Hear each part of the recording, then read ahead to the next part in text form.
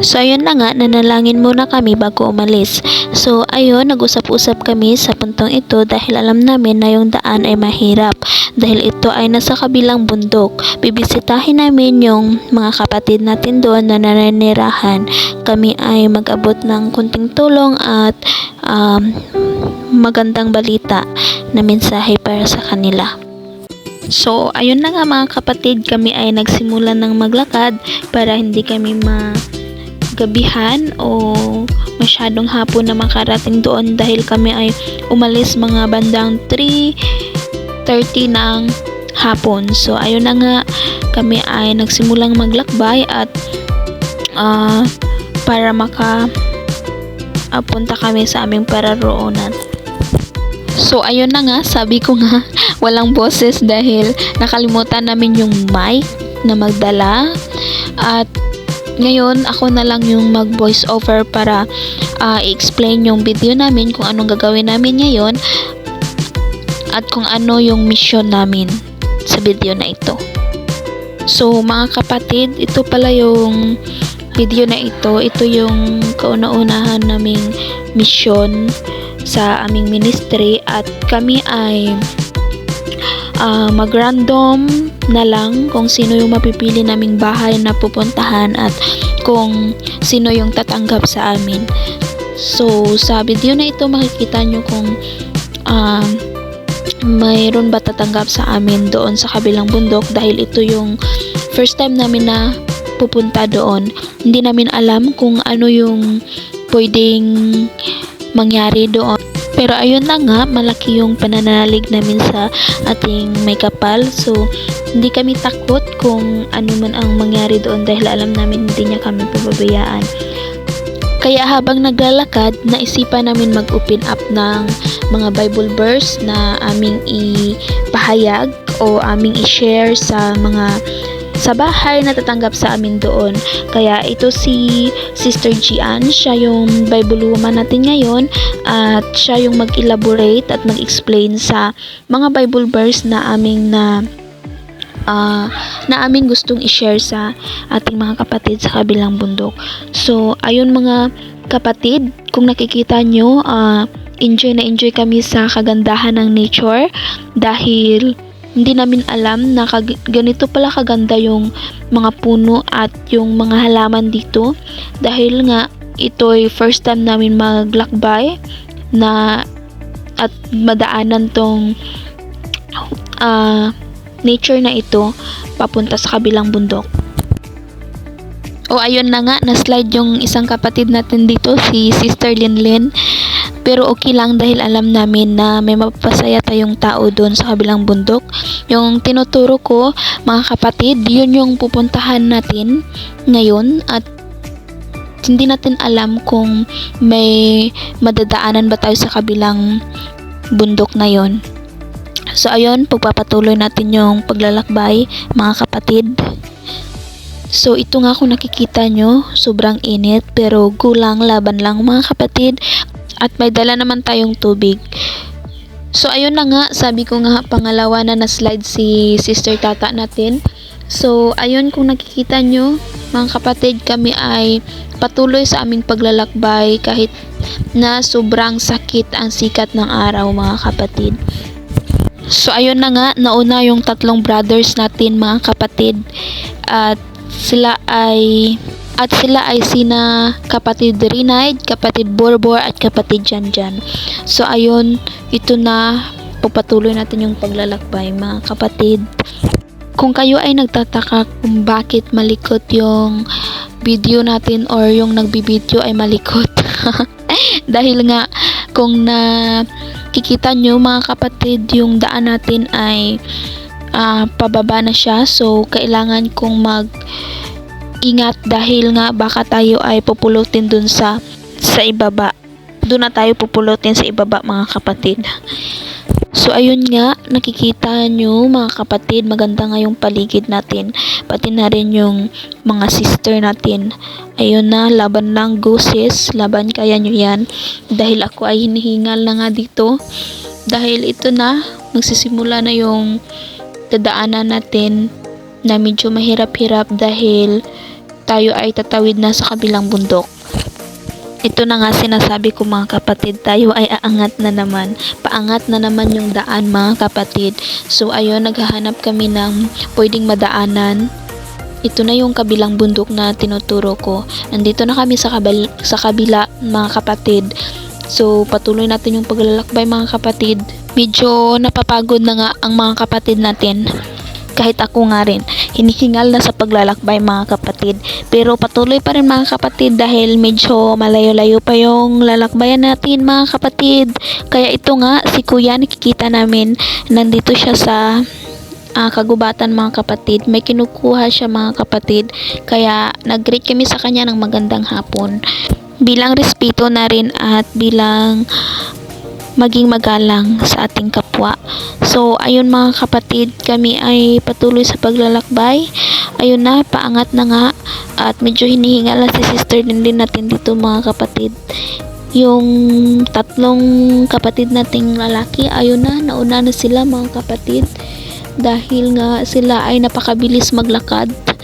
Pati na rin pala si Sister Gian, ayun na, nauna na pala siya. So, ako na lang yung naiwan dito mga kapatid. Pati na rin si Sister Tata natin mga kapatid. Ayun si Sister Tata natin mga kapatid. Naiwan kami mga kapatid dahil ayun na nga, medyo hinihingal sa paglalakbay. Pero sige, laban, patuloy pa rin tayo mga kapatid. Dahil ayun nakikita nyo sa taas, mayroon pa palang medyo mataas-taas pa na ating lalakbayin. Ayun na nga mga kapatid.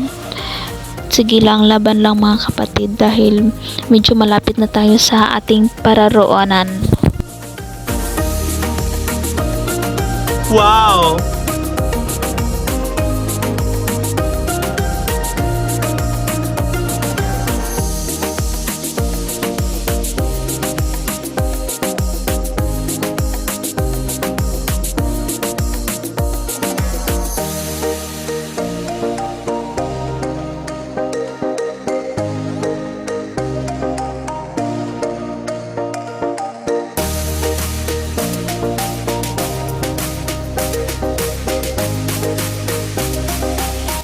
Ayun na mga kapatid, ang ganda pala ng view dito sa taas. Ayun kung saan yung tinuturo ko, doon kami nanggaling mga kapatid, sa kabilang bundok. Doon kami nanggaling. So, ayun, andito na tayo sa kabila at malapit na tayo mga kapatid. Yay!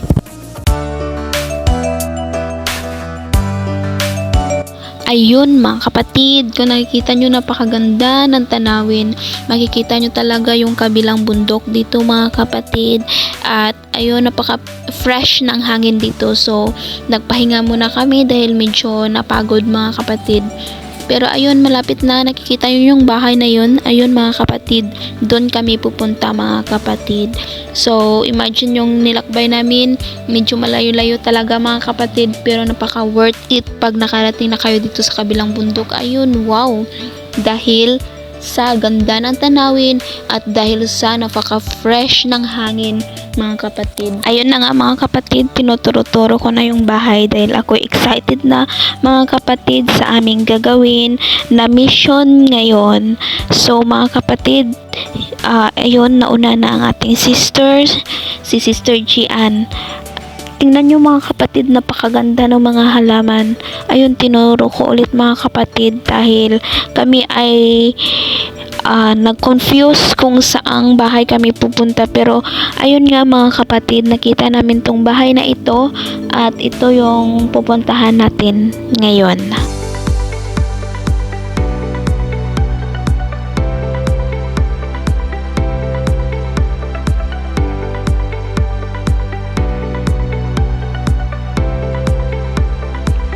Ito na po mga kapatid, kami ay nagtatanong kung pwede ba kaming mag-share o mag-Bible study dito sa bahay nila ni ate, sa ating kapatid dito sa kabilang bundok. At ayun na nga, maraming salamat sa Diyos dahil kami ay safety na nakarating dito sa kanilang bahay. At siya ay tumanggap sa ating offer. So, ayun mga kapatid, kami ay naghahanda para sa aming isi-share na magandang balita mga kapatid. Nung una, medyo nag-hesitant muna siya lumapit sa amin dahil baka daw anong gagawin namin sa kanya or baka may masama kaming balak. So, hindi naman natin yun masisisi sa kanya mga kapatid dahil nga first time namin makapunta dito. Pero ayun na nga, si Sister Gian nagpakilala at pinakilala niya kung saan kami galing na ministry. So, ayun na mga kapatid, siya ay tumanggap at malaki yung pasasalamat namin dahil tinanggap niya kami at siya ay nakinig sa ating ibinahaging magandang balita. So ayun, sa pagpapatuloy ng sharing time natin, masaya kami dahil willing si ate or yung kapatid nating makinig sa mga gandang balita or sa Bible verse na binabahagi ni Sister Gian. So, pagkatapos nito, kami ay nagbigay ng konting tulong para sa kanya. Kami ay nagdala ng solar, tsaka dilata ng mga pagkain, tinapay, at tsaka spaghetti na aming hinanda bago kami umalis at pumunta sa kabilang bundok upang magbahagi ng magandang balita doon. So, kami muna ay nagluto or nag-prepare ng spaghetti. So, ito na mga kapatid, kung nakikita nyo, ang ganda ng ngiti ni ate, pati na rin kami, masaya din kami dahil napangiti namin si ate sa aming nabigay para sa kanya. Not physically or material but also spiritual mga kapatid. Ayun mga kapatid, sabi niya maraming salamat daw dahil kami ay nakapunta at kami ay nag-share ng konting tulong at magandang balita sa kanya. Siya ay sobrang masaya at nagpapasalamat. So ayun na nga, pupunta kami sa bahay niya at ihatid namin yung dala naming tulong para sa kanya. Doon kami nagkikwentuhan sa hammock or sa duyan dahil mas presko yung hangin doon at mas comfortable daw doon, sabi ni ate.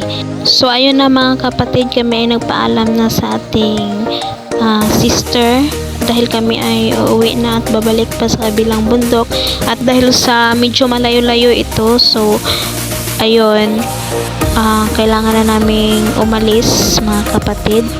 So ayun nga, sabi nila mag-picture daw muna kami bago umuwi para may remembrance daw kami sa lugar na ito dahil hindi namin alam kung kailan kami ulit makakabalik.